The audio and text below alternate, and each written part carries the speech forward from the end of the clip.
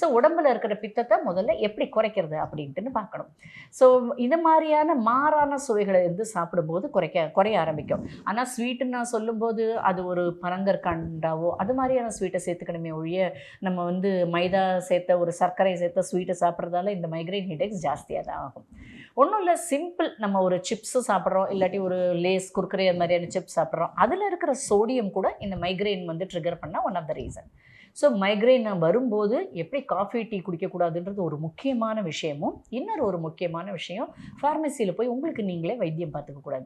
ஏன்னா இந்த மைக்ரைனில் முக்கியமான விஷயம் என்னன்னா ரத்த நாளங்கள் விரிவடையும் அப்படின்ட்டுன்னு. அதே டைமில் நீங்கள் ஒரு ப்ரூஃபன் மாதிரியான ஒரு மாத்திரை போட்டிங்கன்னு வச்சுங்களேன், அது ரத்த நாளங்களை இன்னும் விரிவடைய செய்யும். ஸோ உங்களுக்கு வந்து ஆக்சுவலி நீங்களே உங்கள் கண்டிஷனை ஒர்சன் பண்ணிக்கிறீங்க. ஸோ மைக்ரைன்னு தெரிஞ்சால் டிப்பிக்கலி மாறி மாறி வர தலைவலி மைக்ரைனுக்கு ஒரு முக்கியமான அறிகுறி. அதே மாதிரி கண்களில் ஒரு வெளிச்ச பார்வை, ஆரா அப்படின்னு சொல்லுவாங்க, அதே மாதிரி தெரிஞ்சதுன்னா இது மைக்ரேன், இதுக்கு சரியான தீர்வு காணணும் அப்படின்ற உங்களுக்கு ஒரு புரிதல் இருந்தாலே நீங்கள் வந்து ட்ரீட்மெண்ட்டை சரியாக நோக்கி நடக்க ஆரம்பிச்சிட்டீங்க அப்படின்னு அர்த்தம்.